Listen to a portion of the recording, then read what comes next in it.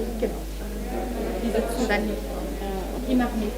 Wie bei den IBA-Veranstaltungen kannst du nicht.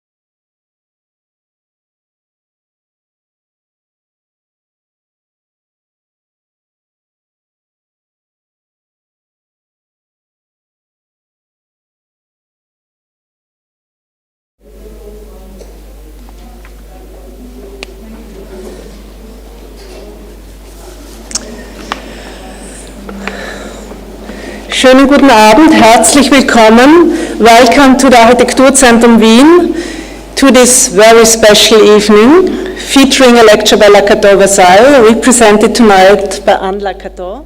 Welcome, Anne.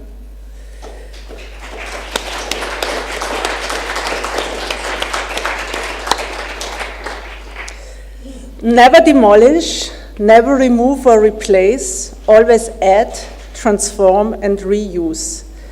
With this credo, Lacaton Vassal have been showing what can be achieved with a resource-saving, identity-promoting and social approach to architecture. I think their architecture is more topical than ever, and it's no accident that it has been awarded the main prize at the current EU Mies Award this time, and you can see the exhibition next door. The prize was awarded for their project in Grand Parc, Bordeaux, which they realized together with Frédéric Druot and Christophe Hutin. And I'm very happy to having been on that jury. And for me, it was really mind-blowing visiting the Bordeaux project. It really brings luxury for all, and above all, dignity back into social housing. And nowadays, under the conditions of the COVID-19 epidemic, this model project is more important than ever.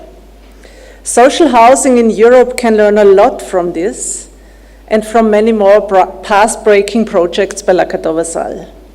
That's why we invited them to our series, IBA Meets Architects, which we organize in partnership with the IBA, the International Building Exhibition in Vienna, with the topic New Social Housing. And within this series, we always work on relating international excellence to the Viennese context. We do this with the help of local respondents, and I'm very happy that Bernd Fly and Lina Strerowitz agreed to join us tonight. But before I introduce Anne Lacaton and later on Studio Fly Strerowitz, I would like to ask Kurt Hofstetter, the head of the IBA Vienna, to give us his welcome address. Please, Kurt.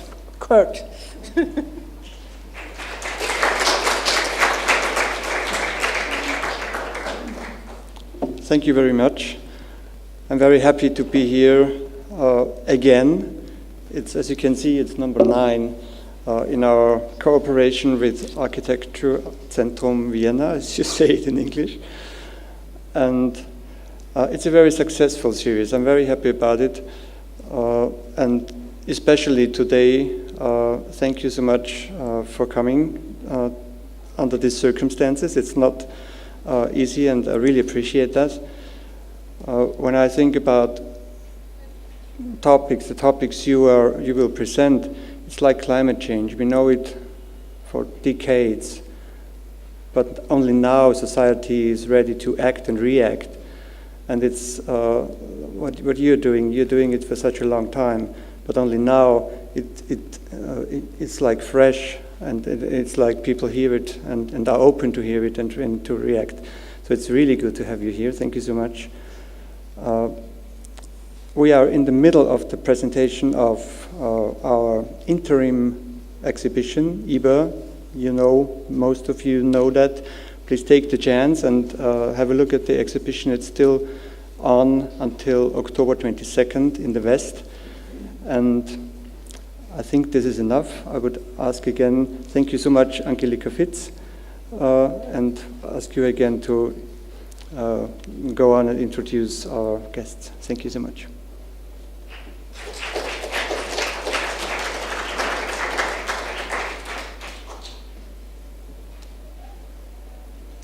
Thanks, Kurt. Yeah, I think actually it's not even necessary doing a large introduction of Anne and of Lacaton Vassal. I'm very happy that we have a very young audience today, a very fresh audience, so your fans are always coming up again and again and again. This is really great. The event is completely overbooked. It was overbooked within hours. I hope that many people use the chance to listen to us online. Also a warm welcome to all of you at home.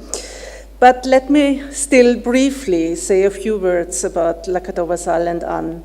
Anne Lacaton graduated from the School of Architecture in Bordeaux and also received a diploma in urban planning there in Bordeaux. She has held a number of visiting professorships, amongst these at the EPFL in Lausanne, at the Harvard GSD, and at the Technical University in Delft. And she has been a professor at the ETH in Zurich for 4 years now, I think, just ended. And of course, Anne is the co-founder of Lacaton Vassal, together with Jean-Philippe Vassal, which was founded in 1987 and is based in Paris.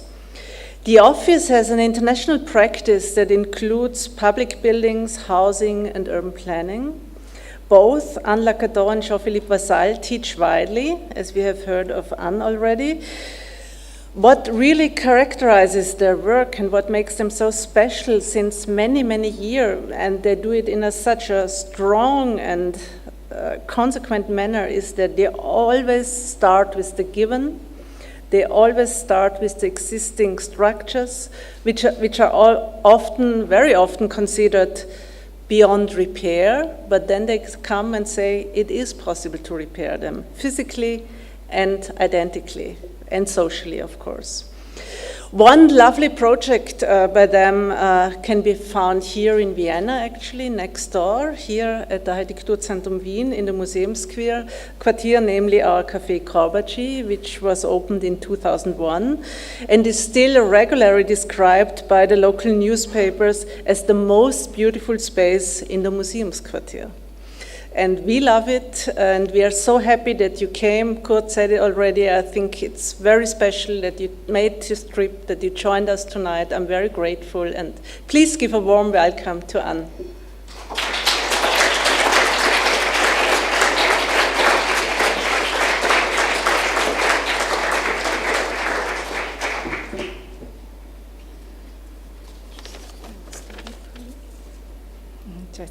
Yes, okay. Okay, thank you very much for the presentations. I'm really pleased to be here in this place, which is, as you already said, it's very familiar for us since many, many, many years. But I'm pleased also today to present the works that we are doing together with Jean-Philippe. And especially today, I will present projects of housing, which is also the topic of the IBA exhibition. Housing is a special and important place in our practice. Probably something around 50 to 60% of our projects are housing projects. First, 4 issues are especially important in our approach of architecture, and I feel important before going to the projects to say a few words about these 4 issues among others, but for this one are especially important, just because probably they can help to understand all of the project.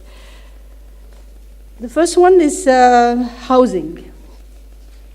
Housing is the most beautiful challenge for contemporary architecture, and yet it's also one of the most critical issues. Everywhere the need of housing is increasing, and most of the cities don't provide enough to fulfill the needs. Unfortunately, housing has become a factor of exclusion in many cities when it should be a fundamental right. So having a home is the most important thing for everyone. So housing is a basic unit that makes the city. It means the unit of measurement multiplied by 10, 100, 1,000, 1 million. And this is important to say it in that way. It means that housing is not only an issue of number, but housing is first an issue of quality of living. So saying the unit of measurement, 1, 10, 100, 1,000, means that it requires to have a careful attention to every dwelling and its inhabitants. So that's very important to say that, and we must have this in mind as an essential aim when programming, thinking, and designing housing. Another important issue is the climate. Climate is a very important issue for architecture, and climate and architecture has been always closely linked. Our approach in designing project is to work with the climate and not to struggle against it. It means to exchange with climate, to make architecture spaces that create porosity and not insulate, as today all the regulations lead to do. So we like to think in the opposite way of this idea of insulating, but much more that we have to take more benefit from the climate than to protect from it. So we have always been interested and concerned by very simple systems, which also involve the people action, and not just buildings that are self-working. Instead of sophisticated technologies, we like low technologies that can be managed by people themselves. So in most of the projects, we introduce the principle of double envelope that generates space with intermediate climate. They are very efficient to regulate the comfort, to save energy for heating, but moreover, they also provide extra space for use and for everyday life. So climate is taking benefit of the natural resource, saving energy while getting a more pleasant comfort and life. Another issue is the uses. We think that architecture has to design space for uses and has to let place for uses. Space must offer freedoms of usage to generate possibilities for evolution, for interpretation and appropriation. And for us, any project must offer extra space, unprogrammed space, free for use. And when we start project, we give us a goal that we should do as much extra space as programmed space to allow to invent uses. The fourth topic is, and Angela talked about this, the work we are doing on the existing is to make with. Make means with the existing, the already there, with people, with nature, with climate, with economies, with intelligence, to invent or to reinvent with what we already have in hands in order to do more with less. So making with is about doing the better use of what we already have, and for us this is a principle. We have a lot of already built, of constructions, building, networks, roads, etc.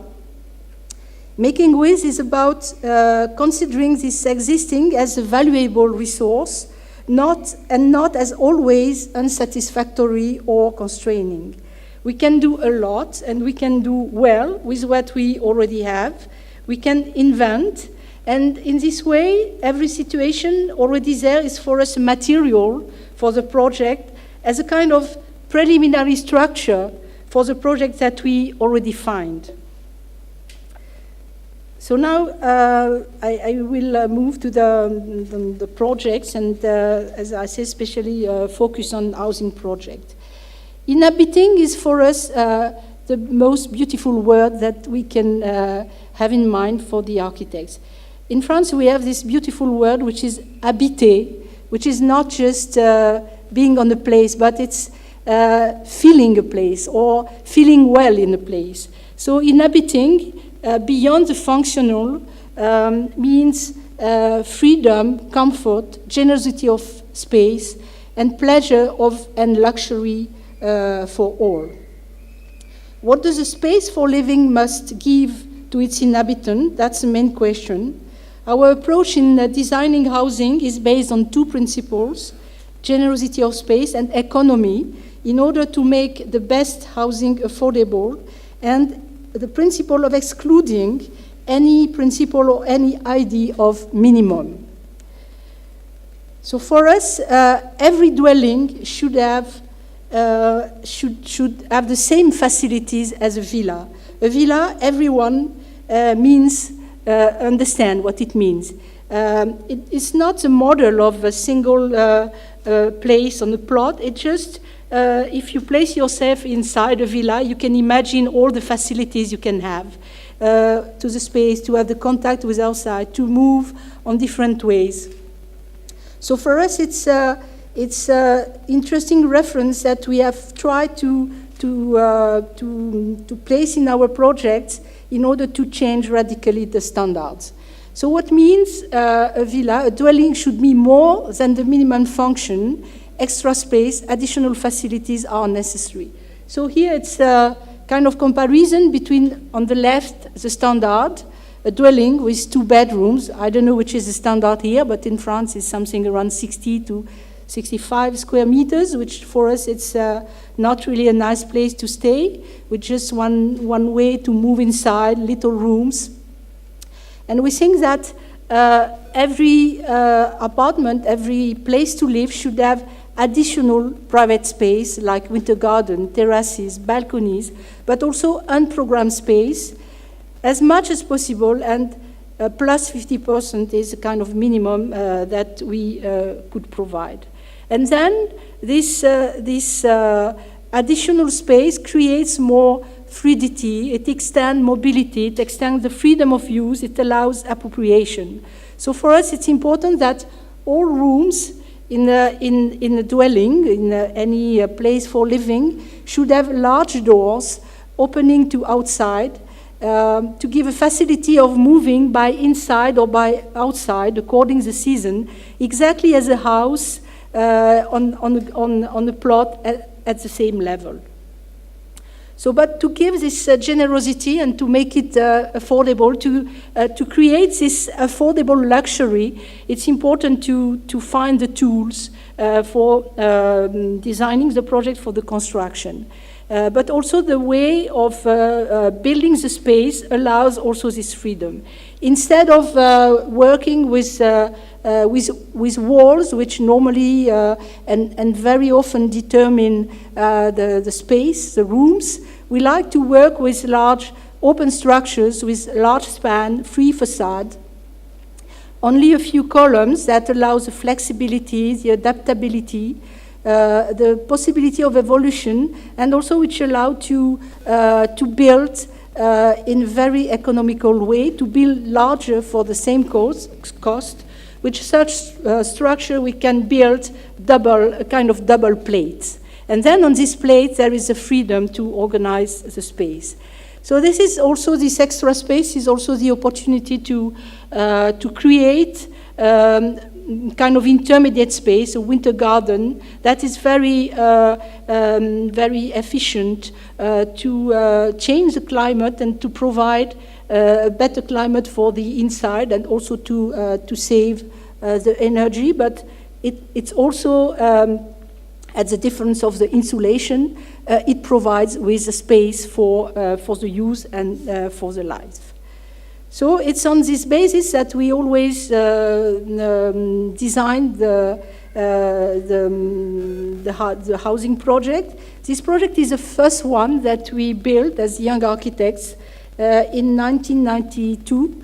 And I remember that it was our first lecture here in Architekturzentrum to present this project, something like 25 years ago. Invited by Dietmar Steiner, who during an exhibition or a seminar, and it's really interesting to see that the title of this exhibition was more or less the same one as today the title of the IBA exhibition, Wie wohnen wir morgen? And we can say that since 25 years, it's quite difficult to see what kind of quality we have added to the design of housing. So it's important to situate these 25 years, and the fact that we have to again have this question of the table. I don't know if we have to take it as positive or as not very positive. So this house was a project for a family of workers with not very big incomes. And for us, it was, even for our first project, we were really committed to do something which was radically out of the standards. As I said before, living in 65 or 60 square meters for a family of 3 to 4 persons seemed to us absolutely impossible. And we thought that as architects, that was our goal, that was our task, to try to do much better, but of course in taking in account the budget of the family.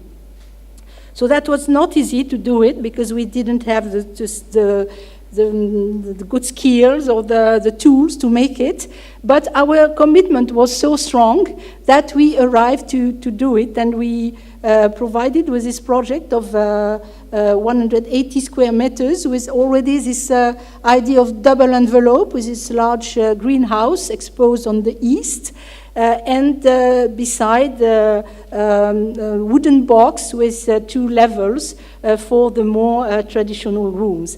And this house at the time was 50,000 euros, which was the budget of the family.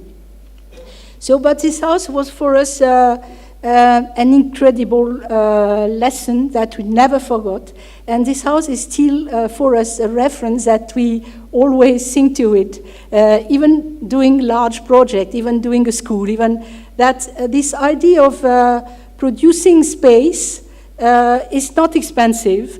Producing good quality of life is not more expensive than less. So that was for us an extraordinary lesson, and it's still very pleasant to visit this house, and because it never stopped to change, to appropriate, and it's amazing because the owners they will retire very soon. And they are very, very sad to have to leave the house, and they don't know what to do if they have to sell it, because in the neighborhood now all the houses are crashed, replaced by higher buildings. So is it the end of the life of the house? We don't know yet. But for example, this, and it's very nice to, recently we did a little movie there, and I remember that they both said something extremely interesting. They said, the house never constrained us. We had the feeling that we could always do our projects, and we have still many, many projects that probably we will not do. But for us, it was so beautiful to hear that we have not provided any constraint for the life of these people. So another house in a totally different context, and but which is also related with this combination of quality of housing, but also an existing. Here we were in a wonderful place on the seaside with this forest, and the task was how to build a house there, holiday house, but it could be also for the everyday life, while keeping all the qualities of the existing. Normally, as you can see there, before building, they make a kind of clearing and they build a house in the clearing. So here, we propose that we will not cut any tree, and the challenge was how to build a house inside this forest without cutting any tree. And we did a kind of steel structure with little elements that could be built inside the trees with a very light foundation, just like needles, which allowed not to touch the sand ground. And the house was built like this in the middle of the trees and raised up in order to, at the same time, to catch the view, but also to detach from the ground and to be very, to preserve the ground. So as we can see, we will see later, but there is a connection to do with this project and also the one in Bordeaux. But the trees here it's the trees. In Bordeaux, it was a big housing blocks with 530 families inside. But for us, it's the same value, trees or people. We have to place everything alive in such a line of equal value. And always the pleasure of living in a place with quite simple elements, but what makes the life beautiful. So sometimes later we, after this first house, 10 years later, we could work on a project for social housing in the city of Mulhouse. And this was a special commission from the owner of this, for the director of this, not the owner, but the director of this social housing company, because it was the 150 birthday of the company, and they wanted to do a special project. I must say that this project was made at the place of the big factory, which was in the middle of a worker city, built in the middle of the 19th century with 1,500 little houses, which at the time were done to provide behavior for the workers. But in the middle of the 19th century, the behavior was 36 square meters for the family. So, and it was interesting to, 150 years later, to have to do again this work. So for us, it was clear that it was important to change radically the standards of social housing and to provide with more generous space for living. So we worked, because it's absolutely important to do it, because the budget was limited, and it was important to respect this budget, because if not, the target of social housing is not reached. So we worked, we tried to see which kind of construction system would allow to provide a large space with also good qualities and relation with climate. And finally, we did this construction with double height. The ground floor, which is just covered by the concrete platform with a number of columns, with a quite large span. And on top of it, 3 ranks of prefabricated greenhouses. And then the goal was how to divide this big loft of 2,000 square meters into 14 houses. So this is the principle of the construction. So all this provided a very inexpensive structure, because all these elements come from the industry or from catalogs. So if you take care to respect the dimensions of the industry and not to change a few centimeters, you can really get a good price to build it. And then the goal was to divide it in 14 houses. So the rule for us, our rule that we gave for the project was to give the two-space ground floor and the first floor to every house, to have double orientation for every house, and to give for the living rooms 6 to 7 meters of glass facade on opening on the outside. So when the project was built on this basis, and we provided twice more surface than the standard of this social housing, and of course in respecting the cost.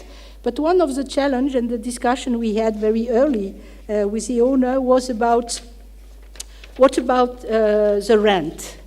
Because normally it's the tradition that the rent is calculated on the surface of, so it's also why nothing can never change. Because if you build larger, even if you don't spend more for the construction, the rent will be higher because of the surface.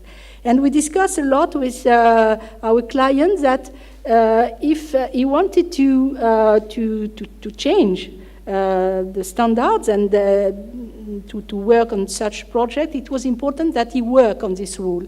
And he worked a lot, and finally he discovered that it's not a law, it has become a practice.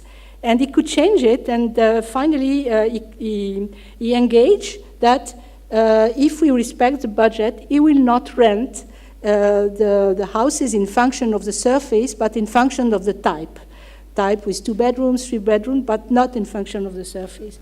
And it's interesting, this kind of projects, when you can push also the rule and make a little change, because if not, nothing can change. And you know, of course, all of you, that we have more and more normatives, and especially on the housing, every month, every year, we have a number of new normatives that bring more constraints and don't allow to change what could be important to change.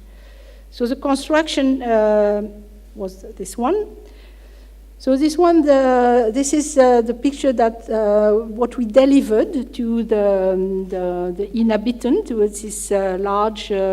It's one level of one house. So you can see here that these two kind of space, the interior space here, with large glass on the facade, and here the greenhouse with all these systems of curtains, shading, here thermal curtains, which allow to keep all this glass facade, all this transparency, all this light, while filling all the requirements for the saving energy and the thermal requirements. So, and what is interesting why do I show this picture empty? Because for us it's important that we deliver where to stop when you are designing a project, and where you let finally the place to the users, to the inhabitants. And it's important that from this space to see that the 14 inhabitants did something very different from their own space. So one of these dwellings, this one is the same than the one empty. It's a 4 bedrooms dwelling in 2 levels. The surface is 187 square meters, including the winter garden, while the standard would require 100. And the construction cost in 2005 was 90,000 net, exactly the same cost of the construction than if we have built the 100 square meters. And it was rented, the same rent as the standard of 100 square meters. So just to say that it's possible to go beyond the rules and to provide something. It's a struggle, but we have arguments to do it.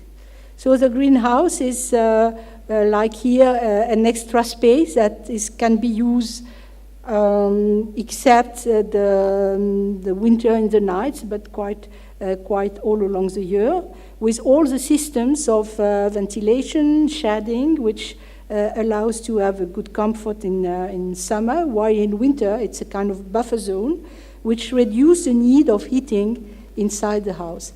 And due to this, the use of these basic materials, we can provide this generous space without increasing budgets. So the same house now today, this it's how it has become 15 years later. So it's full of life, of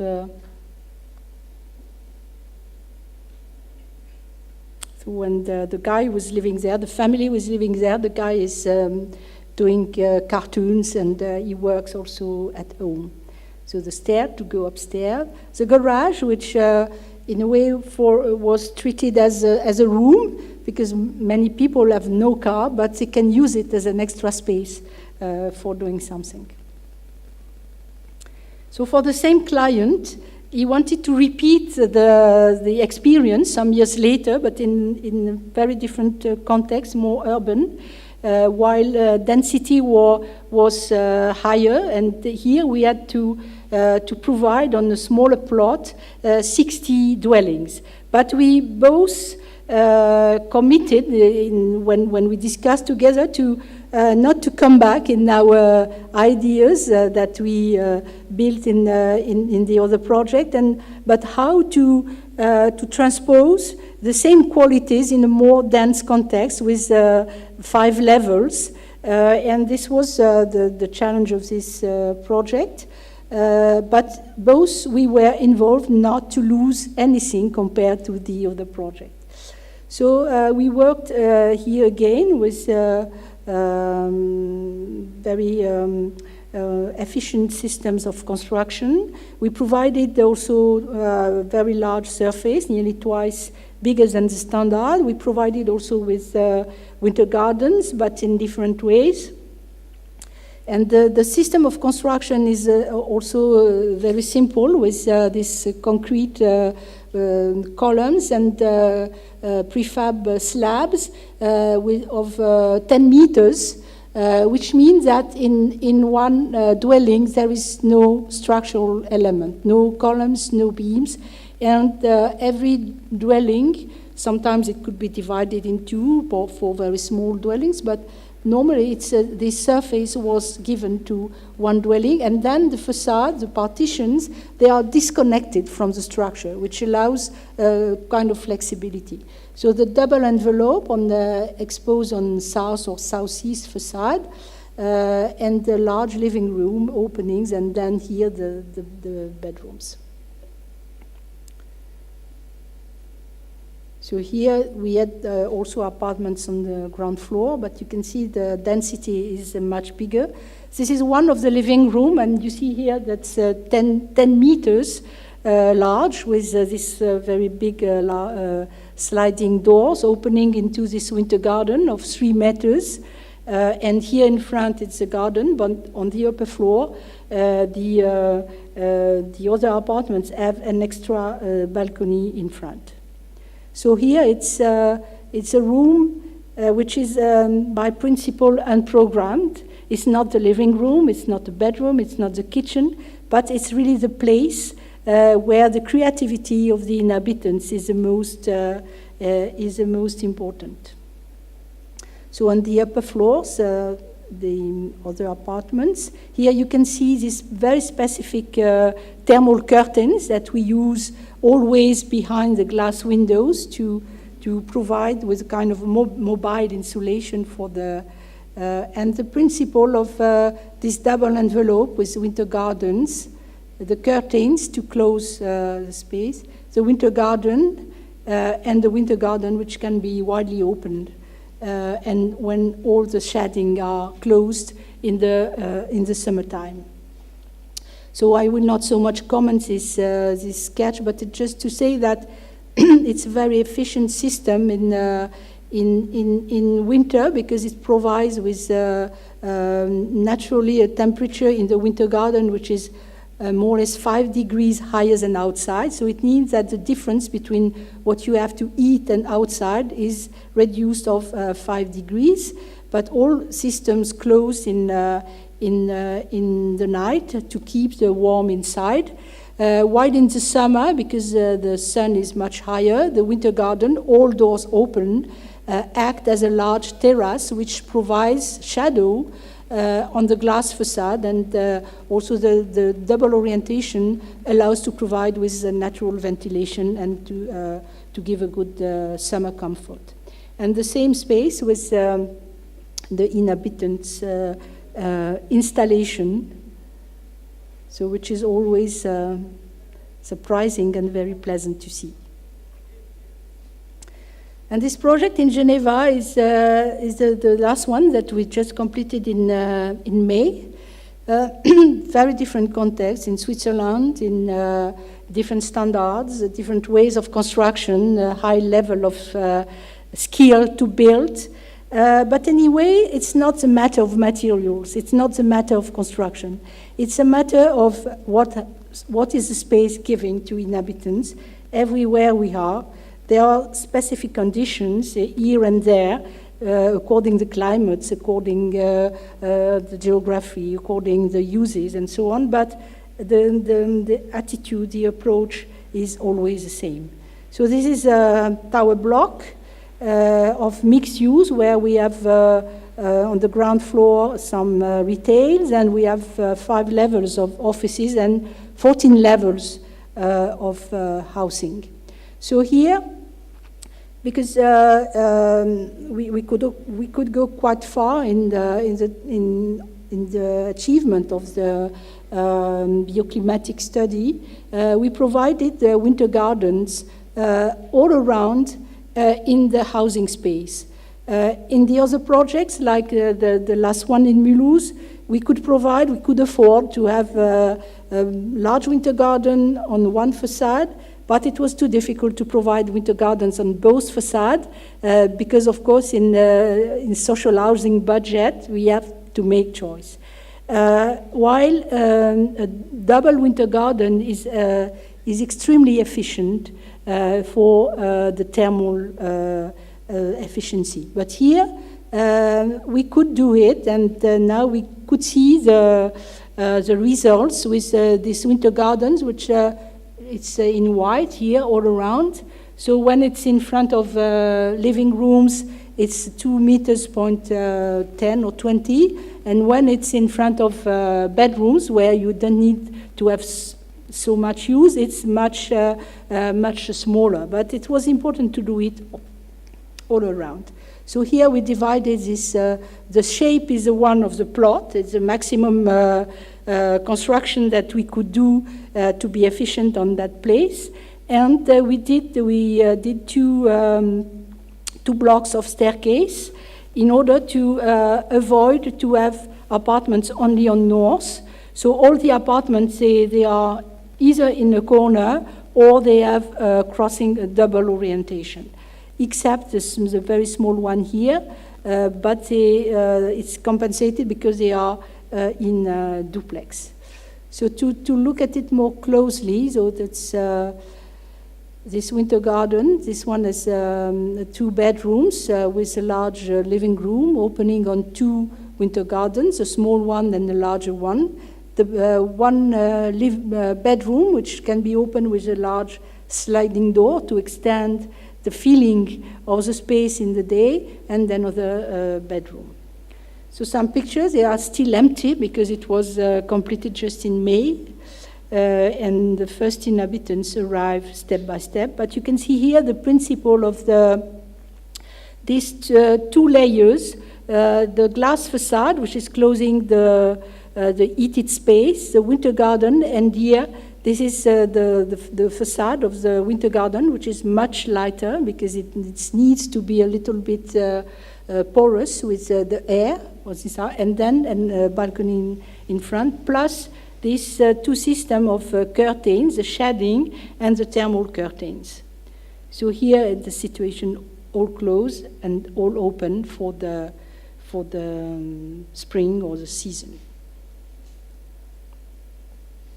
So to say that quality and generosity of housing, affordability, diversity of people and ways of life are the essential condition to make the city. And again, as housing is the most important thing for everyone, and for the cities, for architects, for the planners. It should be the subject of our attention. So housing must be removed from its financial and social classifications. It's about opposing to the principle of housing as a financial product, which is in a way the death of the quality of housing. This is my opinion. So, so there are another group of projects, and now we move to the project in Bordeaux. It's about the housing blocks, and all these blocks that we have in the city of the 60s, 70s, which today in some way have some problems. So the quality of housing must be constant and equal in the city. It is absolutely essential to upgrade the existing housing to a better quality comparable to what the new housing is offering. And it's important that at the same time we build new housing with high level of requirements, that the existing housing should be upgraded in the same way. So the large modern housing development are for us an important subject for transformation, upgrade quality, extend living space, to increase pleasure and comfort, to do more with less. So this large modern housing development, today they are most often rejected and most often considered as a problem, much more than an opportunity. So after the utopia of the 60s, 70s, the utopia of a new way of life, at the time of their construction, came the disenchantment until the critical situation that we know today. In France, we have many of these neighborhoods here and there. And the point we arrived today, and in France there was a big, an important national program of demolition, which was planned for demolition of 200,000 dwellings of this period, and to replace them, not one-to-one, but less, to buy new housing. And at its moment in the early 2000s, that facing this program, and which in a way was shocking to think that so many buildings should be demolished, that we decided to study this problem together with Frédéric Druot, and we started our study in a way to balance the radicality of the demolition by another radicality, which was to say never demolish, never remove or replace, always add, transform and reuse. And we published this book, which was named Plus, which is a study of the conditions of these neighborhoods and how it's possible to transform. So it's based on case study that we analyzed very carefully, and to see what was possible in different situations, in different conditions of construction. And it was interesting to see that there was always a solution for the transformation. We never found a case where the demolition was the solution. So, and it was based on a quite easy principle, because if we return to the history of this construction, it was built quite fast, and very often the organization of this block was determined by the conditions of the construction works. And at the time they built units, they built blocks, while never thinking that inside these blocks that was housing, that was a place for living. So today we can analyze this, and we can see what is missing to bring them into a better quality of living. So starting from little windows, opening the walls, and even more giving balconies, and it transforms radically the condition of this of these blocks, while keeping the structure of them. And of course, many times important also to keep to let possibilities people to stay inside. So that was during 10 years, 15 years, we tried to argument this project with not really a lot of success. So we did one project in Paris and a second one in Bordeaux, which is the one which exhibited here in the exhibition. And the project was the transformation of these three blocks that you can see on the screen. And these blocks are part of an important neighborhood of 4,000 dwellings built in the close suburb of Bordeaux in the 60s, 70s. At the time, it was not a place that the people love, but now it's absolutely integrated in the city with all equipments, with all transports, with everything, and it has been also included in the perimeter of the UNESCO protection of the town of Bordeaux, which is quite important to recognize that also such architecture could be also valuable and to protect it. So these three blocks were planned to be demolished. The city wanted to demolish and to replace them by new housing, and also to get the subsidies from the government, because the government gives subsidies to build only if it is demolished before. So that is the paradox, that the transformation is not subsidized or subsidized with a very little amounts, which just allows to renovate electricity, painting, sanitaries, and so on, or the insulation. So, but the problem here that when you have 530 apartments full up, it's a big problem to relocate all these families in the neighborhood. It takes 10 years to rebuild the same amount and to relocate them. So the director of the social housing company, which was absolutely involved against demolition, arrived to convince the city not to demolish, and then he organized a competition for the transformation. So in the city of Bordeaux, which is a very low stone city, these blocks are really merging out of the skyline, and it's clear that these three blocks were really pointed out by many people that say, look at this, how ugly it is. I would never like to live there. So, but what is extremely important when we start thinking on these blocks is precisely not to stay outside. It's the big mistake to stay outside and to say, look at it, it's ugly. First, it's important to go inside. Because inside, if you visit one after one, all the dwellings, you can see all these situations, the value which has been given by any inhabitant, and you cannot imagine what is the creativity of people, how many collections we could see in those buildings, how many different colors, style life, ideas of decoration, everything that when you leave the building, it's not three blocks. We feel committed to work for 530 families, and it makes a big difference. So it's on this basis that we started the project, but also with the background and the experience of this study plus.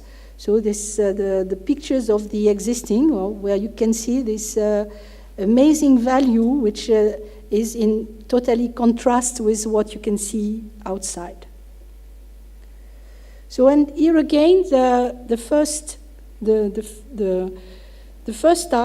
idea is to think about the quality of the living space, and because after the living space must be much better than before. It's of course it's a matter of renovation, technical renovation, security systems, electricity system, improving the energy consumption. All of this, of course, it's obvious. We have to do it. But all this doesn't make an ambition for the housing. And the ambition for housing is only the space where we want to live. And the opportunity of transformation must be based on the idea of what is missing that I should bring in such a situation. And here we propose to, of course, we have to compose with the elements, to compose with budget, to compose with regulations, and so on. And also, we propose that all the families should stay in their apartment during the construction, and to take part to the process as inhabitants, not as designers, but as inhabitants, to tell about their skill of inhabitants. So we propose to add this on the main facade. These buildings are quite narrow. This part is one little part of these long blocks. The long blocks is 175 meters long. So this one is just the part in the middle. So most of the apartments, they have a double orientation, and one has a single orientation on south. And there is one staircase with elevators, which before served one to another level and not all the levels. So we propose to bring in front this extension with 4 meters, with 3 meters winter garden and 1 meter balcony, and to reopen all the little windows to transform into glass doors, so that the mobility and from every room to the winter garden could become possible. And of course inside, 2 kinds of works: the work of extension of the envelope and the works of renovation inside that could follow here and there the needs or a different schedule of construction. So the process is starting from this existing with all this the facade with the windows, to bring these prefabricated slabs in front, then opening the facade, closing the balcony, closing the new facade by the new glass windows in front of the opened windows, then to bring the winter garden facade, and this is the final state of the extension. So just closer to one apartment. This is one apartment. This is the extension in front on the south facade of 4 meters. The windows are removed and replaced by glass windows. And this is for all the building, because there is no reason to do it for one and not for the other one. If it's a good solution, it should be applicable for all the dwellings. So the situation before the works. The building has not been renovated before since it was built. So the process of building the additions, we could build something like 5 to 7 modules a day.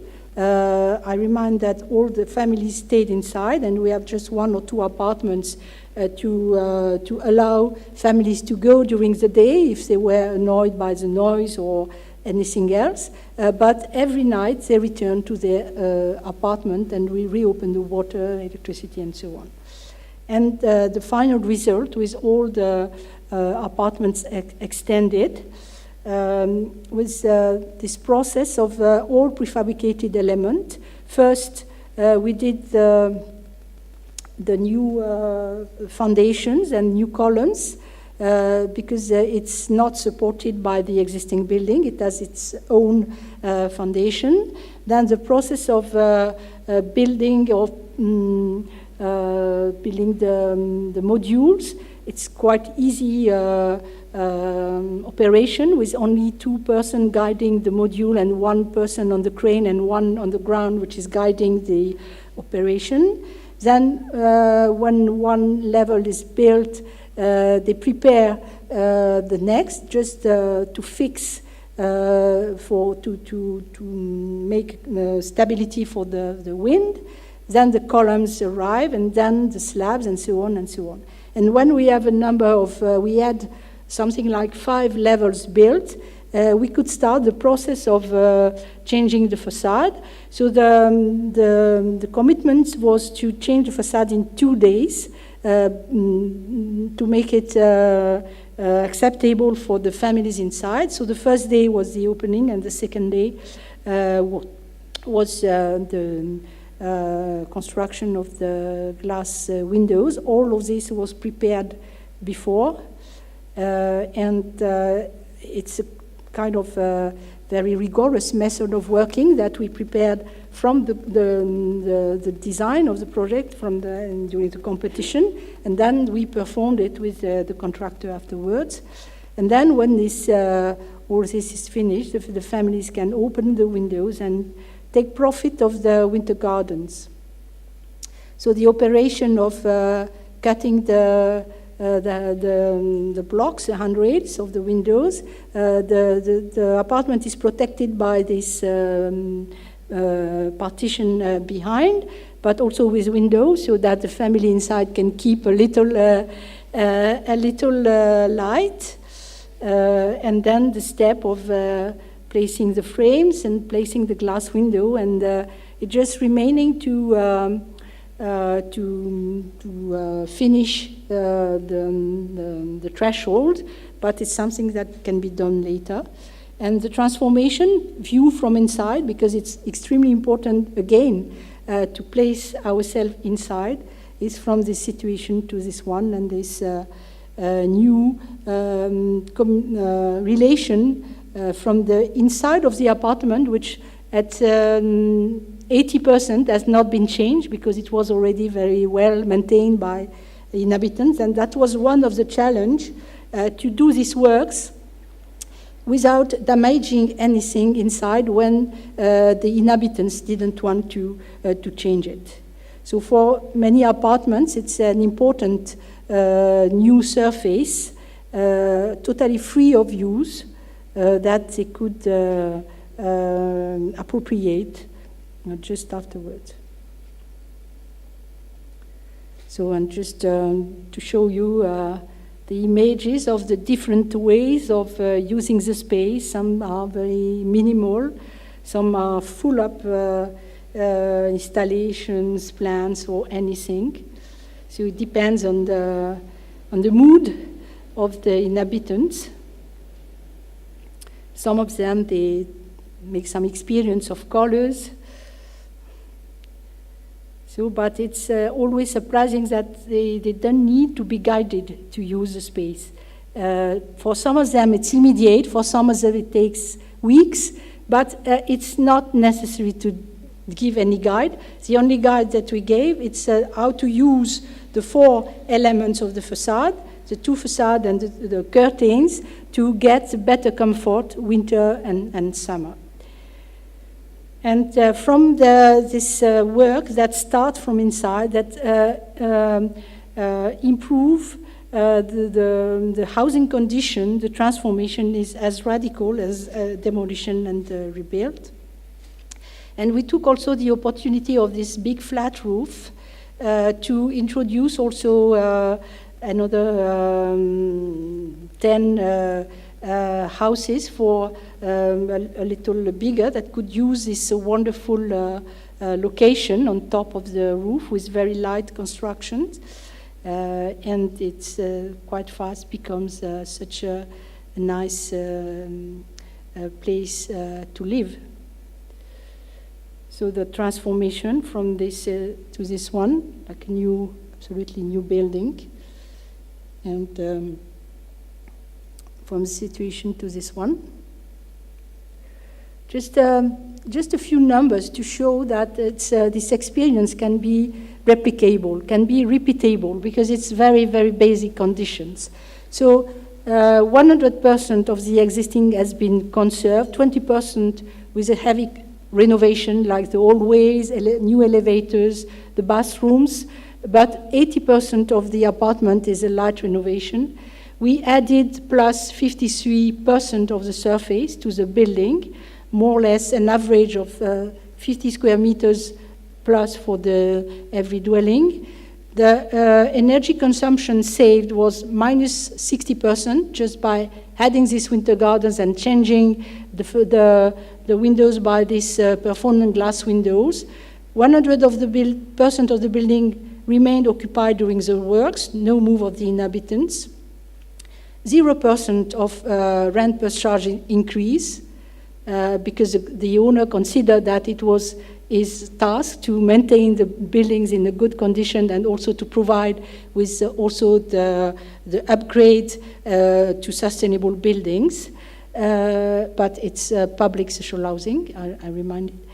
The cost for this transformation for the works was 50,000 euros net per dwelling, while the demolition and rebuilding was estimated to 160,000 euros per dwelling. And interesting that 80% was funded by the social housing company Aquitanis itself on its own subsidies or by a mortgage, and 20% only by public subsidies.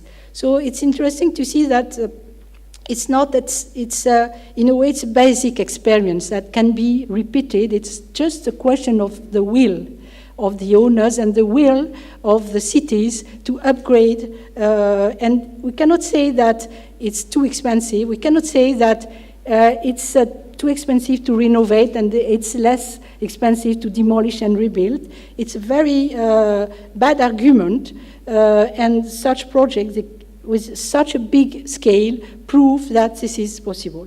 And this kind of situation, we have many in cities where we have this opportunity to upgrade the existing conditions of life, and this is absolutely important to do it in the same schedule and the same way as building the new.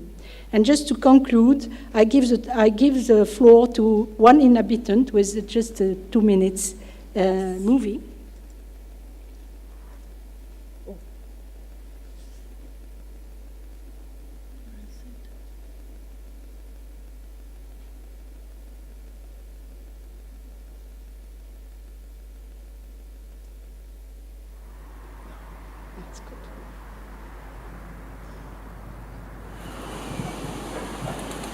Je croyais que je rêvais, que c'était une chose que j'avais fait pour faire du cinéma.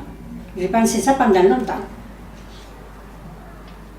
Mais pour l'expliquer, dire ce que c'est, je ne peux pas. Mais c'est dans ma tête qui se passe. Voilà.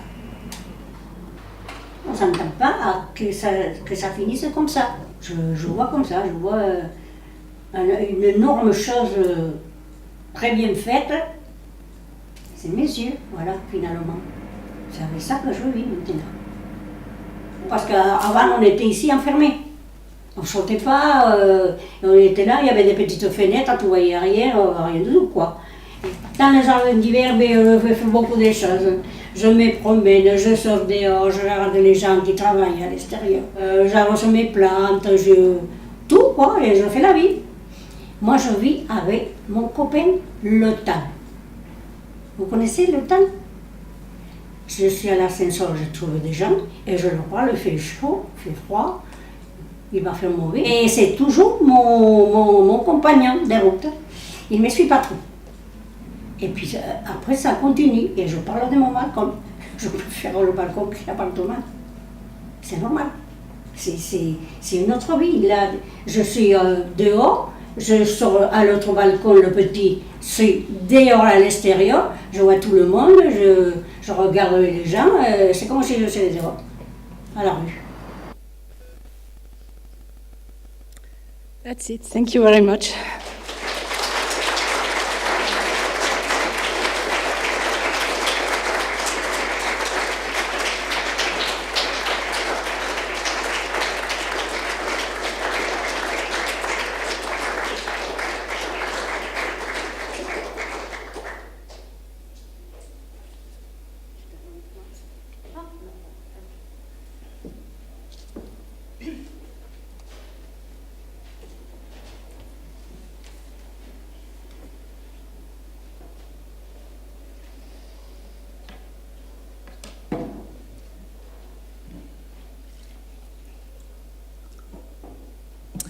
Anne, thanks so much for this great lecture. I was really kind of, also I know most of the projects, but the way you again brought it in the whole context and that you made so clear, it's about the will, like we could do it. It's about us, of course, it's about the client. It's about not making a financial instrument out of housing. It's about the people. And let me just add to the last story, a small story that I experienced when we visited the project in Bordeaux with the Mies jury, and which was for me really touching. And latest at that moment, it was clear that this project is the most important in Europe at the moment. So when we went into the apartment of this old man who has lived there for about 40 years, and then he said, you know, it's social housing, you know, it always was a little bit like a rabbit cage, but that's what I can afford because I can only live in social housing. And then he said exactly what you said at the beginning, and now, suddenly, in my old days, I live in a villa. And he was alone in this huge space, and you could think, you know, why does this old man on his own need such a space? But it was so much, it was not about luxury, it was about dignity. And the way he said, you know, I go out here, I go in here, I go out here, I go in here. And it was just like, yes. That's what it's all about. It was really about life. And for me, it was, I can feel it again, it was really touching. And I've never experienced something like that when visiting architecture, so I'm very grateful for that. But now, I would like to introduce the respondents of tonight, which are Lina Strerowitz and Bernd Fly. They are running an office together in Vienna, Fly Strerowitz, and they are very good architects, also trying to push the borders of housing, of social housing in Vienna, and also working a lot on mixed use within the housing scheme, but they are also researchers and they are urbanists doing very interesting master plans, and they are also part of the EU Mies Award selection with one of their recent housing projects in Vienna in Floridsdorf. And by the way, there's another shortlist participant, so also amongst the 40 best projects in Europe during the last 2 years, here with us, Hemma Fasch and Jakob Fuchs, who did a couple of really wonderful schools, and one of the schools, the Federal School in Aspern, is part of the shortlist, as well as a third project from Vienna, the House of Music in Innsbruck, from Strolz and Dietrich Untertreffralle, which can't be here tonight, but maybe later on, if you would also like to participate, welcome, Hemma and Jakob. But now I would like to hand over to Lina and Bernd and to give your comments from, I know you have an international perspective also, but maybe let's try a little bit to take the Viennese perspective, because we are in the context of this very recent international building exhibition on new social housing. So what could we learn in Vienna from this great practice of Lacaton Vassal? I just want to say that before you learn in Vienna something from us, we learn from Vienna. Because when we were young architects, we came many times to see the developments on the other side of the river. I remember the Pilotengasse, which was an interesting project, and especially the Otto Steidl. And many others. So we learned before. I don't know if you will learn something from us. Yeah, that was still, one has to say, that was still a period in Vienna when Vienna was not growing so much, and when social housing meets something completely different, maybe, as it means now, but you know more about that. Okay, so first of all, thank you very much, Anne, for this very focused lecture, and I think we learned a lot about the performance of the hardware, as something that can create a lot of qualities as for living and like you say, as for intensifying also the quality of life. And that was very impressive to see how you developed over time. First with the new buildings, your methods of making affordable luxury, and then applied it to the existing. I think it was also interesting to follow this 25 years of experience, how you develop then to the larger scale, and also this concept of porosity instead of a static system of insulation. I think it's a quite beautiful metaphor also for your thinking, to think about a dialogue and not about a defense mechanism in housing. That's really something we can learn a lot from. And what was especially interesting to me was your approach to contextualization of the project. Because you were talking a lot about the object and how it relates to the nature with filtering to air, to light, and how it serves also the quality of the people. And sometimes you talked about neighborhood and the surrounding context, but you never showed the surrounding context and you never showed the neighborhood. And then you showed this one image where I saw a lot of black people playing in the street. There was this soccer, or I don't know what, maybe basketball. And then you showed a very important image for me in the lecture was when you showed the view of Bordeaux. And you said the people say this is an ugly building and we make it nice. And then I thought, okay, then you came back to the scale of the object, but you introduced also the scale of the dialogue with the city at the same time with showing this photograph. And I would like to ask you, because there must be a lot of observations, you talked about the publication Plus you did, and you said we studied a lot of case studies, how the people live. How do you see the relation of the contextualization of your projects in a sort of larger scale also? Because there might be an important impact also for the whole neighborhood if you do that. You change the object, but at the same time it might be an impact. You talked about UNESCO heritage, so the whole neighborhood might change. How do you see your impact on a larger scale from the object to the city going, because you also are an urbanist at the same time, so how do you deal with that? I think it's an important question, but for example, if you're talking about the last project, it's clear that these objects had a huge impact in the city because at the time they have been built, there was not really a care with how they are placed on the city, how they are built on the ground, what is the surroundings.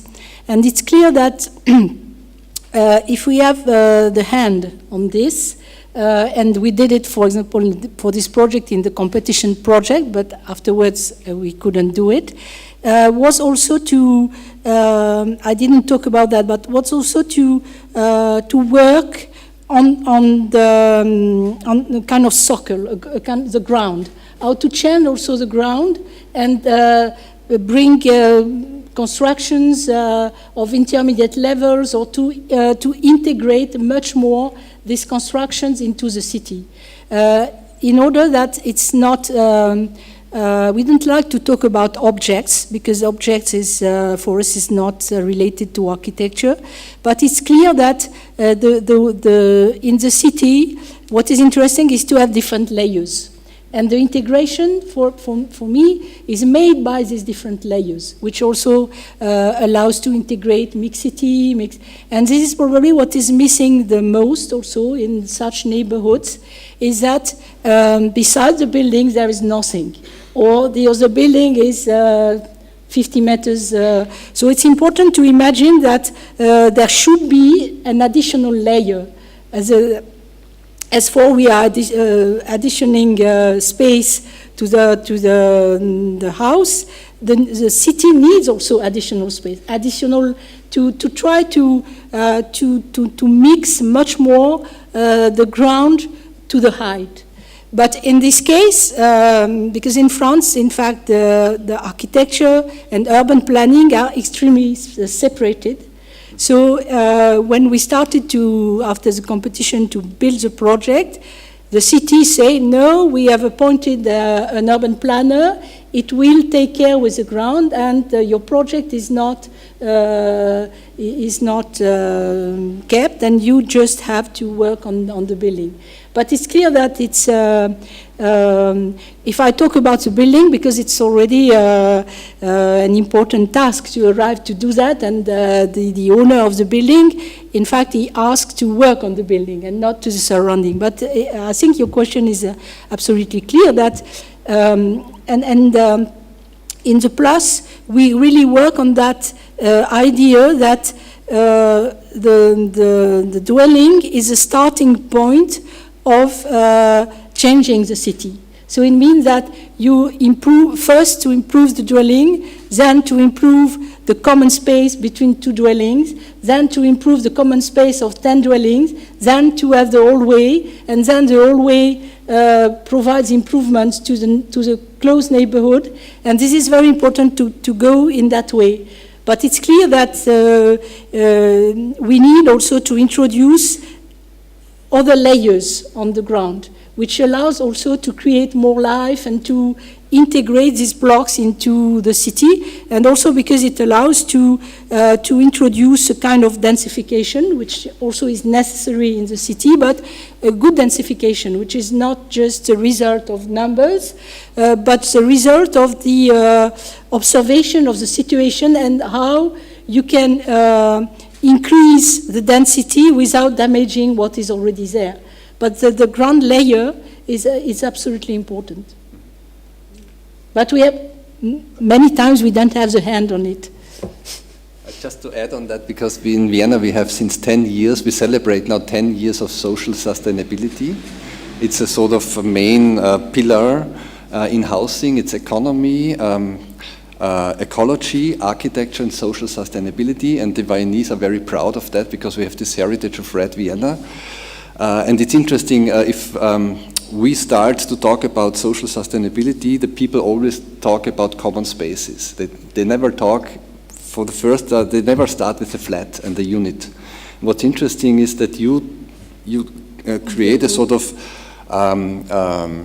inductive reading of housing. You do not start from the large scale to the small and look at the contextualization, but you start from the very element of the unit, and to extend that as a sort of social sustainability that spreads to the larger scale. And that's something we might think about that, because in Vienna we are so contextualized that we never dare to start with that because that's too private. And it's interesting that you bring in this dimension of collective values into the private itself. That is, I think, also very interesting for Vienna. But it's clear that it's today we have this opportunity to change the way of thinking the city. For us, it's not anymore the time of the big master plans, or because we have a city which is already there, and most of the time the demolition is also the result of a new master plan, which decides that this building is not prevents to make a straight street. Why the street should be always straight, and why a building should be demolished to make a new straight street. So I think it's very important, this idea of from inside out, which is not just from the housing, but for the city itself. So it means that it's to consider, and it's also why I show this map, it's to consider that every situation must be dwelling, but also public space must be understood the feet on the ground and from the inside, and then you can see what is the potential of transformation. And not, for me, the time of huge master plan, in a way, should be dead. Well, I think it is amazing that it all sounds so simple. And I was having like this feeling of claustrophobia and frustration, why it isn't like that in real life, at least not in Vienna.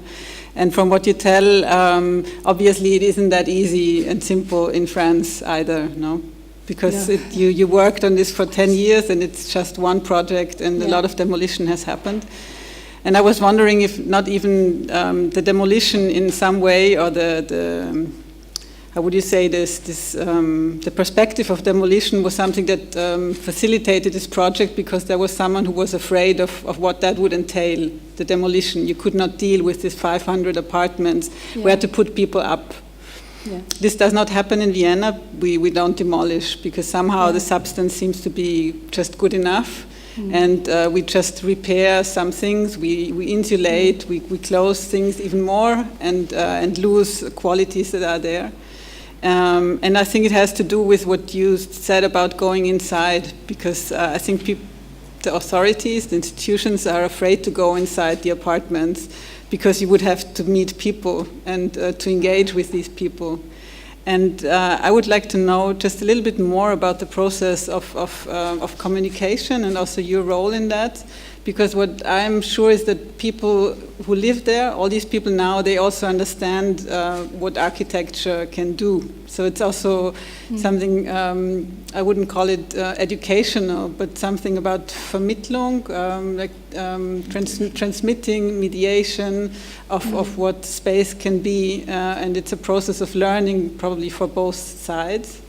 And how did that happen in that project? Was it you? Was it the housing corporation or the housing institution? Did you have people that accompanied that process? And how did it also happen in time? Because the construction went very quick, but everything that had to be very well prepared, I guess. I think it's clear that to do such project, it's important to have a good collaboration between the client and the architects. And here the company has already a good attitude towards all the tenants. The director was quite new. He was here since 5 years, and he had to really to upgrade everything, because before the situation was not very good.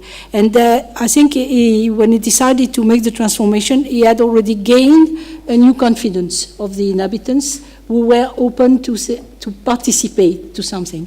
And for him, it was clear that it was necessary to involve the inhabitants in one way or another to this process. We had an experience some years before in Paris in a tower, which is much smaller, because we had only 90 dwellings. And here it was really, this was more different with the client, which is also the social housing company of the city of Paris, but they were not so much involved in keeping the inhabitants inside. So we really, in a way, imposed this condition, and it was clear that afterwards we had to engage a process, and the first because the inhabitants on the first approach, they are not very confident in the process, because they don't know what will happen. They are the architect in a way is in the package of the owner, politicians, and so on. So, and it's important to have this contact with the people, and the only way to have it is to visit people, to visit one after one. So in some case, the reception is not very good, but it takes time, and many times it's well. And in this project in Paris, we really involved all the 90 families. Because in France, for such a big renovation, the inhabitants at the end must vote if they want the project or not. So it's very important also for the owner to inform everyone. But it's clear that in this kind of process, it's important to that everyone keep his role. So it's clear that a process of participation is not to do the project all together around the table, but it's to consider very clearly that the inhabitant is in a way is a professional of living. So he must be involved in the process, as well as the client, as well as the contractor that makes the works, as well as the architect, but in his skill of inhabitant. So, and when you have defined the role in this way, it becomes more clear that as an architect, you bring projects, you bring ideas which are discussed, But it's never the matter of redrawing things around the table altogether. So, and I think that if we want to go to a kind of mature process of participation, it's important to consider and to introduce the inhabitant as the fourth partner in the process of the operation. For the new, it's more difficult because most of the time you don't know them, but for this project of transformation. So in Bordeaux, it was much more difficult to do it with 530 families, but we did different levels of, there was one person from the owner and one person from the team of architects and one person of the team of the contractor who were always on the place at the disposal of the inhabitants to explain everything, to manage little problems, to do. So it's very important to have this kind of organization. So we did large meetings where we gave explanation, and then we have more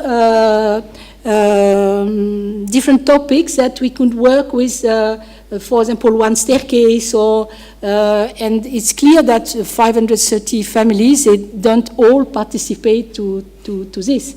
But we try to do it as far as possible in this way, but always with this very clear role of everyone. The inhabitants never became our friends. We all remains, but we afterwards we learn very nice stories. For example, the woman that you visited, we learned that a long time afterwards, just when you came for the prize, that the chief of the main company of the construction became very friend with her because she did the coffee every morning for the workers and the little cakes. So she became, and this guy, because this woman was alone, and she had the daughter living at 50 kilometers away from Bordeaux, and this guy came every Saturday to pick the woman and to bring to 50 kilometers away to see and we never saw that. They never told this story. We knew that. So it's also interesting to let also this story happen in giving the. It's a process of confidence. Everyone must be confident in the process. I think what's really interesting here is, I made a note, you said in the beginning of the lecture, the fourth concept was make with. Yeah. And you said there was one phrase, reinvent with intelligence. And I think even if you talk a lot about how you deal with the space and how you design the space, its structure, its skins, its porosity, it's also very much about the process of becoming, how the physical becomes real. Mm. And what you say now, I think what's really interesting is to have a new idea about participatory concepts, because it's also, you reinvent somehow participation differently, because you don't say that you can participate by drawing your desire, but there is this dignity, what Angelika was talking about before, that you can stay when we implement. And I think this is one of the most radical design concepts in your project, that you might have considered that already in the competition, I suppose, that this was your proposal. And that's something that is really radical, and it's also one part of the design concept, to give the people a role that is being professionals of living and testifying the becoming of the physical, of your project. And then having a very different relationship that is unique, of course, compared to other projects, because they testify the becoming of your project. And then the coffee cooking, for example, and they take the role or they don't take the role, but there's a different sort of proximity between the people and the object in the process of making, which is, I think, really interesting. But it's clear also that there was a number of cases where it was more conflictual. Yeah. It's clear that we cannot be 100%. But there was always this group of people that tried to discuss with people, and more or less we arrived to do it. And also it's clear that some people, they are in such a degraded situation with no employment, bad health, so it's very difficult for them for them to participate to anything because they have too many problems. So it's also important to detect that and to try to do something without expecting so much from them. Yeah, but I think what's also very impressive for me is to trust in the ability of people. Like you said from the beginning, like they are able to program the space. Like you don't have to tell them how to use this generous space. It will come, sometimes quicker, sometimes it takes a little bit longer, but also like this climate facade. So that's one thing we didn't talk about yet. Like in Vienna, we have this thermal insulation, which is all a kind of plastic in front of, and here you have a piece of architecture. You have space, which is generating the climate facade, and you know. If you come there first, you think, oh, this is very complicated. Or if you explain it, you have this curtain and this and that. It's like a sailing boat, and how can people manage it?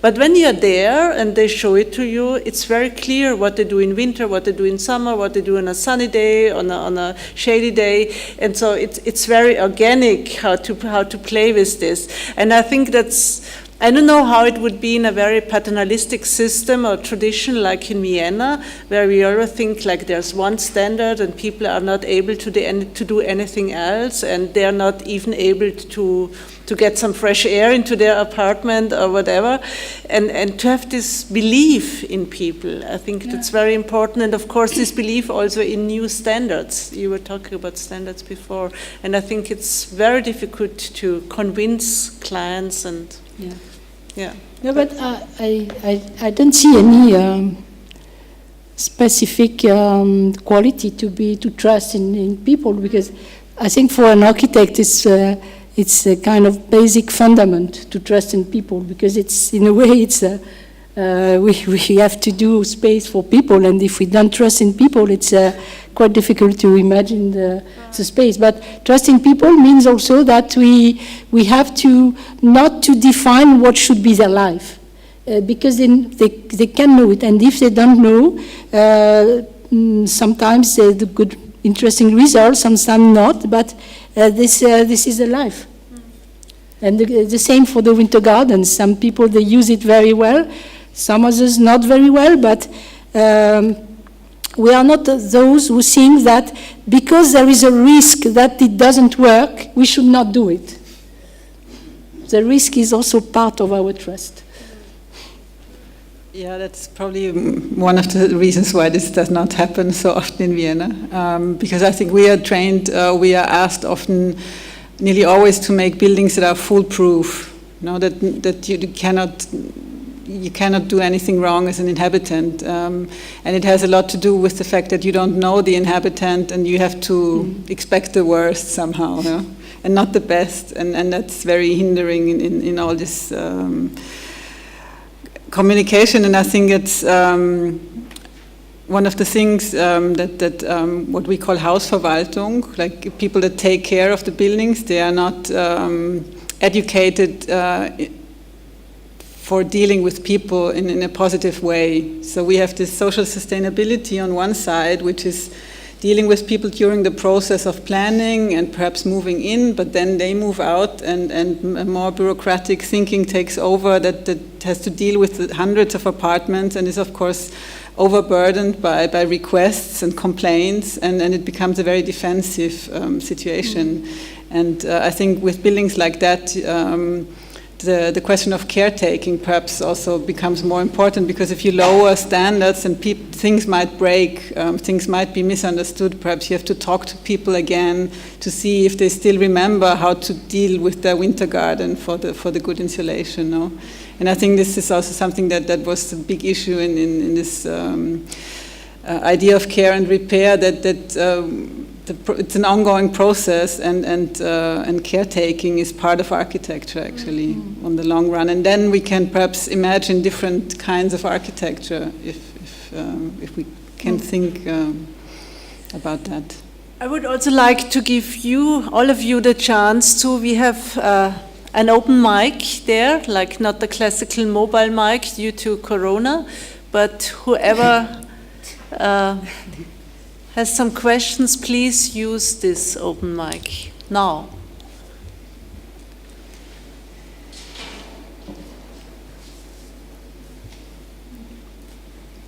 No? Everyone too much impressed?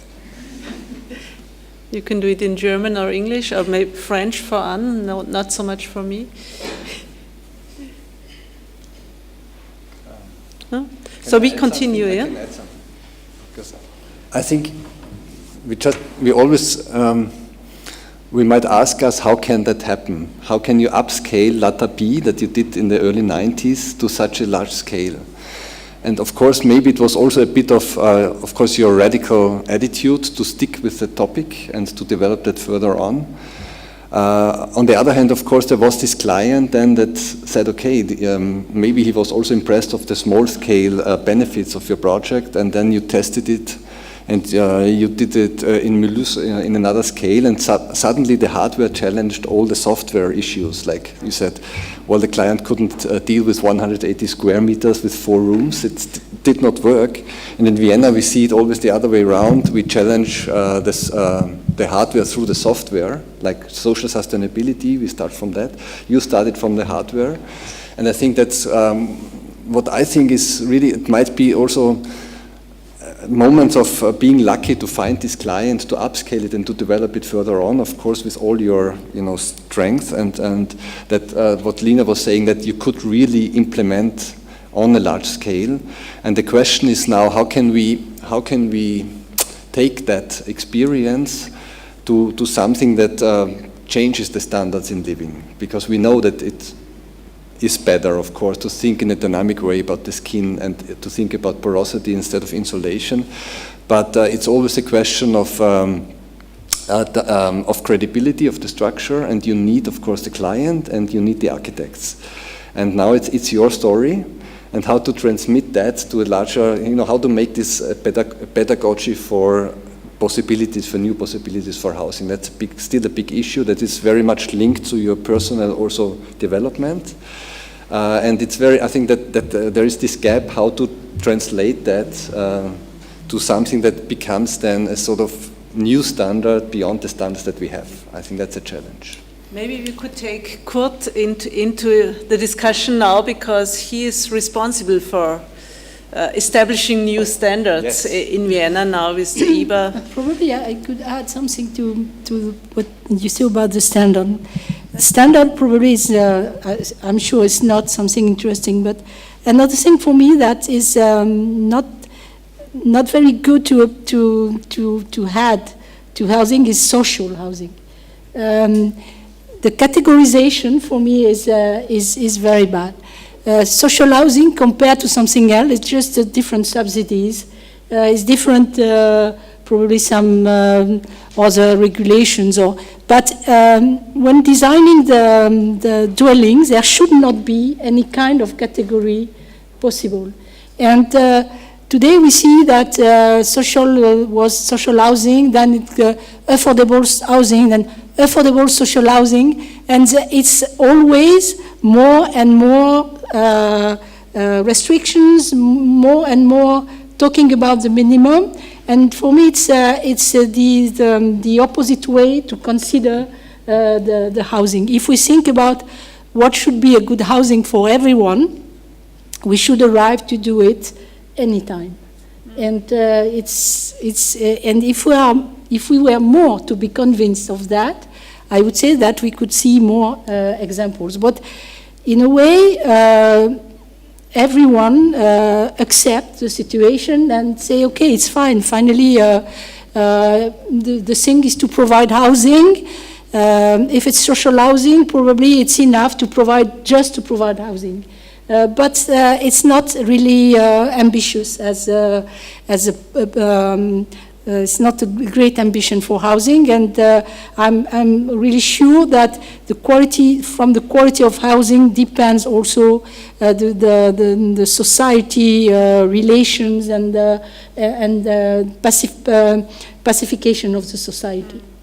Yeah, it's even because you said in your lecture, like, it's about doing more with less. And I think at the moment in social housing, I think it's not only in Vienna, we have this experience, like, we surrender to the circumstances and we end up like doing less with more. Mm. And this is really sad, of course. Mm. But Kurt Hofstetter, please. Yeah, thank you.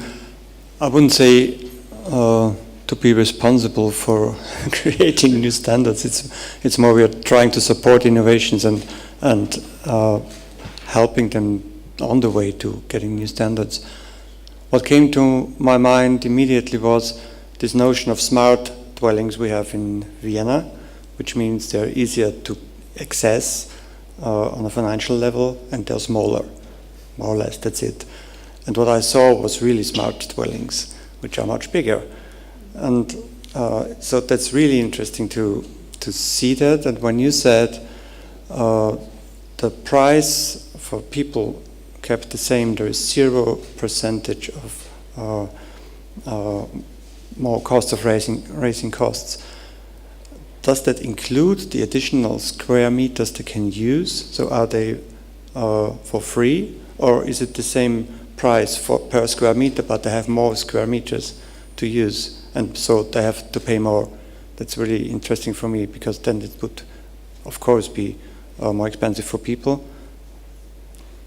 No, I think that most of the extension, they are winter gardens, so it doesn't really increase the habitable surface. For very few, for a number of dwellings, because we have integrated the old loggia inside, I think it was an additional 3 or 4 square meters that, of course, have been rented. But just to say that, in fact, it was also compensated by the fact that the charges are reduced due to the reduction of the consumption. So the amount of rent plus charges remain the same.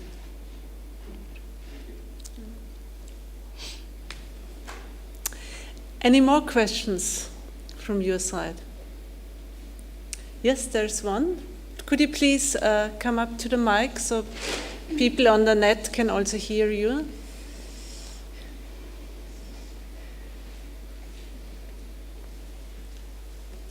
I like the idea of winter gardens, and I wanted to ask you about the situation in France.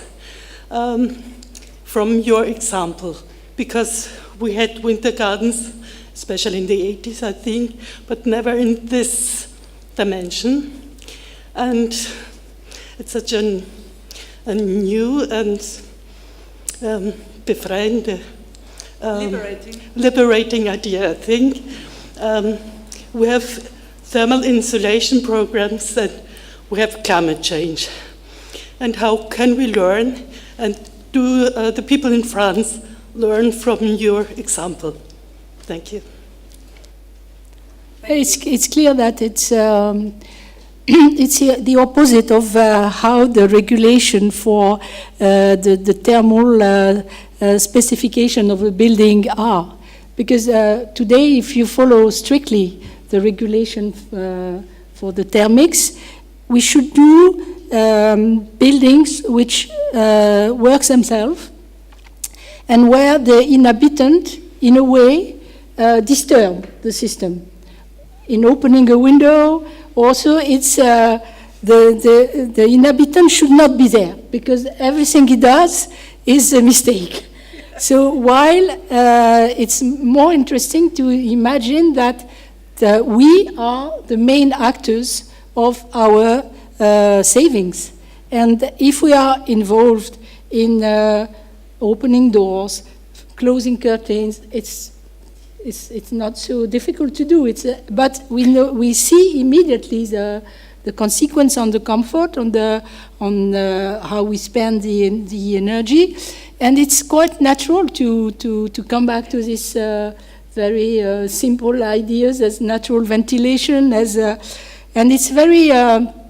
I think it's another struggle that we are everywhere, because we are under kind of European standards on this, is to consider how the climate and the energy saving is considered, what is sustainable and what is not sustainable.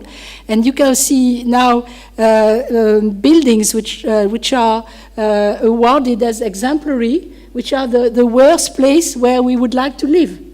because it's like a very closed box with limited windows, because even a window is a mistake. So we have really also to struggle against that. And probably it's much better to think that we could make an effort in having less temperature in the dwellings in winter instead of putting more insulation. Because putting more insulation has limits, while finally as people we can do efforts if in exchange we have something better. So if we ask a question to inhabitants, would you like to have this winter garden or more space and reduce the temperature in winter inside to 18 degrees? And they say yes, because they have something that you cannot ask people to make efforts if you bring only constraints, if you bring only limitations, only restrictions. It's important to have this pleasure of life, and today it would be important to redefine what is sustainable and not, because, for example, the human criteria is not a criteria of sustainability, while, for example, doing social housing in itself is sustainable. So, and it's all of this that we have to redefine, and I agree that it's more than a step. I think this was a very nice final remark, talking about this pleasure and about ourselves becoming again the captain of our lives, because I was so much reminded of a sailing boat when I saw this. Pleasure should be the first criteria of the article of sustainability. So thanks so much, Anne Lacaton, for this great evening. So I'm so happy that you joined us, and thanks again, Lina and Bernd, for joining us. And thanks to all of you, and thanks to all of you at home for joining us, and have a nice evening. Thanks.